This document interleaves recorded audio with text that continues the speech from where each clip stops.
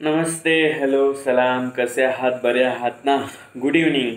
मी तुमच्या सर्वांची लाडकी शिवलक्ष्मी पायल नंदगिरी, अर्थात queen of your heart, Shivlakshmi आईसाहेब. काल सजून दजून नवरीसारखी बसले होते आणि आज अशी आईसाहेब बसली. हो, काही पर्सनल आणि गरजेच्या आणि महत्त्वाच्या, अति महत्त्वाच्या कामानिमित्त मी आज पहाटेपासून घरी नव्हते. मी आता एक 15-20 मिनटापूर्वी घरी येऊन जस्ट चेंज करून तुमच्या सर्वांशी बोलण्यासाठी आलेली आहे.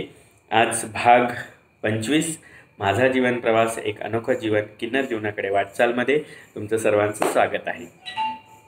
आज कुठल्याही परिस्थितीत मी घरामध्ये पोहोचले आणि सागरचा शिंदे सरचे कोरिओग्राफरचे शिवलक्ष्मी आणि शिवलक्ष्मीच्या पुढचा प्रवास सुरू करण्यासाठी आपण वळण घ्यायला सुरुवात करतो आहोत. कशा आहे ॲज इट इज या परिस्थितीमध्ये मी घरामध्ये प्रवेश केला. 2017च्या काही घटना छोट्या छोट्या ज्या होत्या त्या मी तुमच्यापर्यंत शेअर करण्याचा प्रयत्न करत होते. त्या ज्या घटना मी तुमच्यासोबत शेअर करत होते ना, त्या घटना शेअर करत असताना बारीक सारीक गोष्टी तुम्हाला सांगाव्या असं मला वाटलं नाही. कारण काय असतं माहिती आहे का, आयुष्यामध्ये रोज वेगळं नवीन वळण येत असतं आणि नवीन गोष्टी घडत असतात. आणि या सर्वांच्या पलीकडे काही घटना अशा असतात की ज्या हृदयाला घाव करून जातात आणि काही घटना अशा असतात की ज्या हृदयात जागा करून जातात आणि काही घटना त्या असतात की त्या डोक्यात बसतात. मी 3 प्रकारच्या घटना सांगितल्या. आता हृदयाला घाव करणाऱ्या घटनांबद्दल आपण आज बोलणार आहोत. 2017मधली पहिली घटना होती. मी माझ्या छोट्या फॅमिलीबरोबर, म्हणजे मी सांगितलं की बहीण आणि लहान भाऊ वहिनी यांच्यासोबत मी छानपैकी बोलायला लागले होते. आणि त्याच काळात मी 2017मध्ये इकडे 2 नंबरच्या भावाकडे घराकडे परत फिरण्याच्या तयारीत होते. आणि या सगळ्या गोष्टी करत असताना कुठेतरी मला असं जाणवत होतं, तफावत म्हणतो ना आपण, असं जाणवत होतं की सागर आणि शिवलक्ष्मी या दोन्हींच्या मधला जो गॅप होता, या गॅपला विसरून माझ्या फॅमिलीने सागर आणि शिवलक्ष्मीमधलं सगळं अंतर सोडून मला फक्त या घरचा सदस्य, या घरची व्यक्ती म्हणून स्वीकारायला सुद्धा नकार दिला होता. पण यात कुठेतरी समजूतदार व्यक्ती सापडली होती. ती म्हणजे आमची लहानी वहिनी, 2 नंबरची वहिनी, विकासची मिसेस रश्मी, ज्या वहिनी साहेब आता सोबत आहेत त्या. तर तिने कुठेतरी तिच्या मिस्टरांना या सगळ्या गोष्टी समजून सांगितल्या. तिला माहिती आहे what is transgender, what is किन्नर, what is LGBT community members. So ती सुशिक्षित आणि सिटीमध्ये, मुंबईसारख्या सिटीमध्ये जॉब आणि इस्टेटच्या सगळ्या संदर्भातल्या कामकाजांशी रिलेटेड होती. त्यामुळे तिला या सगळ्या गोष्टी लवकर कळाल्या आणि तिने या सगळ्या गोष्टी लवकर कॅप्चर केल्या. आणि तिला मी काय आहे किंवा सागरचा शिवलक्ष्मी होण्यामागचा इतिहास काय आहे किंवा हे का घडू शकतं, इट्स कॉल्ड हार्मोनल इम्बॅलन्सिंग.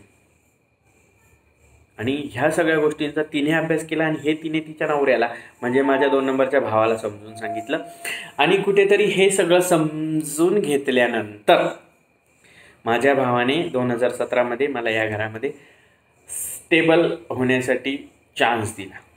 म्हणजे माझी 2017ची जी दिवाळी कुणालच्या घरी झाली होती, त्याच्यानंतरची इकडे दिवाळी, आता मी न्यू इयरमध्ये इकडे आली होती राहायला. 2017च्या सगळ्या सणासुदी साजऱ्या करून 2017च्या एंडिंगमध्ये, डिसेंबर एंडिंगमध्ये जेव्हा मी इथे आले ह्या घरामध्ये, तेव्हा डिसेंबर एंडिंगचा जो काळ होता, म्हणजे डिसेंबर एंडिंगचा काळ हा माझ्या आईच्या मृत्यूशी रिलेटेड घटनांचा काळ होता. सो मी काही गोष्टी माइंड करत होते. या घरामध्ये आई गेल्यानंतरच्या काही वर्षांमध्ये मी नसताना घडलेल्या घटना आणि मी निघून गेल्यानंतर या घरामध्ये कुणाल निघून गेला, बहीण तर निघूनच गेली, पण 2 नंबरचा भाऊ विकास आणि रश्मीसुद्धा निघून गेले. हा बंगला एक खंडर झाला होता. खंडर म्हणजे या घरात कुणीही राहत नव्हतं, फक्त चिमण्यांचा चिवचिवाट ऐकू यायचा. घराच्या खिडक्या पडल्या होत्या. काही सामान लहान्या जोडीला लग्नात आलेलं सामान ते घेऊन गेले. 2-4 भांडे कुंडे होते ते सगळं इकडे तिकडे वाहून नेण्यात आलं. मी 2-4 भांडे नेण्याचा प्रयत्न करणार, मी नेले. विकासच्या वाट्याला तर काही उरलेलंच नव्हतं. मी 2-4 भांडे म्हणण्यापेक्षा मी फक्त आईचा पलंग नेला होता आणि आईची गादी, आईची शाल वगैरे या सगळ्या गोष्टी आणि घरामध्ये असलेला देव्हारा, आमच्या घरात असलेले देव मी तिकडे नेलेले होते. सो या घरामध्ये ना आईबाप राहिले होते, ना मोठं कोणी व्यक्ती म्हणजे मी राहिली होती, ना माझे भाऊ भाऊजही राहिले होते, ना माझी बहीण राहिली होती. या 7 ते 8 रूम्सच्या घराला कुणीही वाली उरलं नव्हतं आणि ह्या घराचा झाला होता खंडर. खंडर म्हणण्यापेक्षा हे घर झालं होतं अगदी भूत बंगला. आणि ह्या भूत बंगल्यामध्ये परत येऊन त्या भूत बंगल्याला एक स्वर्गाची झळाली देण्याचं काम आमच्या लहान्या 2 नंबरच्या वहिनीसाहेब आहेत रश्मी, त्यांनी केलं, विकासने केलं. अगदी ज्या दिवशी ते 2 जण या घरात राहायला आले होते, मी हा काळ सांगते आहे कारण त्या 2017च्या काळामध्ये म्हणजे मी इथून गेल्यापासून 2013 पासून 2017पर्यंत हे घर बंद होतं. ह्या घरात कुणीही राहत नव्हतं. या घराला सगळे लोक भूत बंगला म्हणायचे की यांचे आईबाप उठतात म्हणून हे घर सोडून पळून गेले. आणि अगदी घराच्या आजूबाजूनी सुद्धा कुणी येत नव्हतं, इतकी लोक घाबरायची. आणि हा बंगला बंद असून सुद्धा कोणाची हिंमत नव्हती रात्री 7 नंतर ओट्यावर येऊन भरायची. लोकांना घरामध्ये वेगवेगळ्या सावल्या दिसायच्या, लोकांना घरामध्ये झुंबर हरल्याचा आवाज यायचा, लोकांना घरामध्ये पट्ट्या वाजल्याचा आवाज यायचा, लोकांना घरामध्ये आवाज दिल्याचा भास व्हायचा, रडायचा भास व्हायचा. आणि लोक एक फोन करून इकडे तिकडे मला कोणी सांगायचं, भावांना कोणी सांगायचं. आणि अशा खंडर झालेल्या बंगल्यामध्ये अचानक विकास आणि रश्मी आले. विकास आणि रश्मी या खंडर झालेल्या बंगल्यात आल्यानंतर त्यांनी हळूहळू या घरामध्ये ज्या दिवशी आले त्या दिवशी अगदी त्यांना झोपायला गोधडीसुद्धा नव्हती, चाटाईसुद्धा नव्हती, ना अंगावर घ्यायला काय होतं, ना स्टोव पेटवायला गॅस होता, ना प्यायला पाणी होतं, ना लावायला लाईट होता. आणि अशा परिस्थितीत फक्त अंगावरचे कपडे घेऊन इथे आलेले होते. या बंगल्यातलं सगळं धुळीस मिळालं होतं. काय कसं कुठे हे मी तुम्हाला एका विशिष्ट भागामध्ये पुन्हा पुढे गेल्यावर सांगणारच आहे, कारण तो विषय पुढे निघणारच आहे. आणि या खंडर झालेल्या घराला पुन्हा स्वर्गाची झळाली देण्याचं काम विकास आणि रश्मीने केलेलं आहे. तर आज मी तुम्हाला व्हिडिओमध्ये बोलता बोलता संपूर्ण घर दाखवणार आहे. मुळात आत्ता आपण बघत आहोत हा माझा बेडरूम आहे.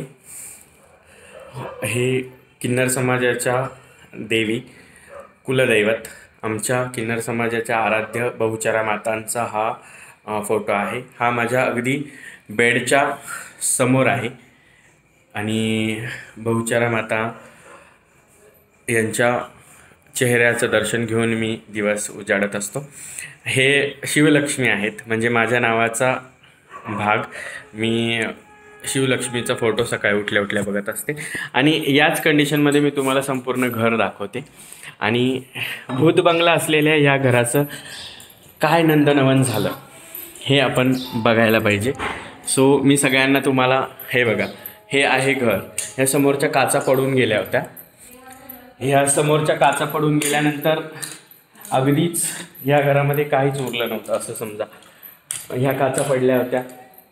आपण बाहेरून सुरुवात करूया. मुळात हे आहे घर. हा असं आहे. हे नाव तर मी नंतर टाकलं, आईची माया. हे अशा पद्धतीने आपलं घर आहे. मी तुम्हाला सगळ्यांना व्हिडिओमध्ये घर दाखवते आणि या घराला घर पण आणणारी माणसं पण मी तुम्हाला भेटवणार आहेत. ही घराची एंट्री. आता जी अगरबत्ती लागलेली तुम्हाला दिसते आहे ही आमच्या वहिनी साहेबांनी लावलेली आहे. म्हणजे खंडर झालेल्या घराचा कशा पद्धतीने हे आतमध्ये एंट्री केलं. आमच्या वहिनी कट्टर बौद्धिस्ट आहेत, त्या पद्धत सामाजिक कार्य करतात. हे माझे आई आणि वडील आहेत. म्हणजे भावांनी आणि वहिनींनी आम्ही हा तिघांनी फोटो बनवून इथे लावलेला आहे. आणि अशा पद्धतीने छान असं घराला आता रूप आलेलं आहे. आणि हे सगळं श्रेय विकासला आणि रश्मीला. हा बेडरूम आहे छोटासा. इथे समोर तुम्हाला फोटो दिसत असेल. एका फोटोमध्ये तुम्हाला दिसत असेल मी, आमच्या वहिनी आणि भाऊ माझा. आणि हे छोटंसं बाळ आहे आमचं. राजेश्वरीचं नाव आहे आता. राजेश्वरी आली आली आली. स्माइल दे स्माइल. स्माइल. आणि असं सुंदर विकास आणि रश्मीने खंडर झालेल्या घराला एक छान झळाली दिलेली आहे. हे घरामध्ये हा फोटो घरामध्ये एंट्री केल्यानंतर तुम्हाला समोर दिसेल. समोर दिसलेला हा फोटो ही राजेश्वरी आहे, ही मी आहे आणि आम्ही दोघे आहोत. नवरात्रीमध्ये बनवलेला हा आमचा सगळ्यात फेवरेट फोटो लगेचच पोस्ट करण्यात आलेला आणि लगेचच तो स्नेहलक्ष्मी नावाच्या मुलीने आम्हाला बनवून पाठवला. हा माझ्या भावाने इथे फोटो लावला गुरुपौर्णिमेच्या दिवशी की तूच माझी गुरु आहेस म्हणून हा फोटो. इथे राजेश्वरीची पावलं ठेवलेली आहेत आणि सुंदर असं किचन बनवलेलं आहे. आणि बघा तुम्ही एका खंडर झालेल्या घराचं कशा पद्धतीने नंदनवन केलेलं आहे विकास आणि रश्मीने. आणि इथे समोर आता आपला हा बंद देवघर आहे. हे बंद का आपल्या घरामध्ये बाळ झालं त्यानंतर बंद करून ठेवलेलं आहे. आता इथे देवघराचं काम नवीन स्वरूपात सुरू करत आहोत आपण. अशा पद्धतीने वहिनींनी हे छानपैकी असं किचन बनवलेलं आहे. आणि ह्या सगळ्या गोष्टी बघू शकता तुम्ही की आपण सुंदर पद्धतीने असा घराचा कायापालट झालेला बघू शकतो. तर हे फक्त विकास आणि रश्मीमुळे. तर आजच्या भागामध्ये मी अगदी त्या दोघांनी या घराच्या केलेल्या कायापालटाबद्दल बोलत आहे. अशा सुंदर पद्धतीने घराची रचना वडिलांनी करून ठेवलेली आहे. आणि या सुंदर रचनेला कोणीही वाली उरलं नसल्याने या घरामध्ये इकडे पण समोर इथे माझे चेले राहतात. चेल्यांचा रूम आहे. आत्ता नवीन आपलं काम इथे देवघराचं सुरू होणार आहे इथे समोर. आणि इथे वरती पण जायला सगळ्या गोष्टी आहेत. आणि हा माझा बेडरूम आपण पुन्हा आलेला आहो. आणि इथे मी बसून तुमच्या सर्वांशी गप्पा मारत असते.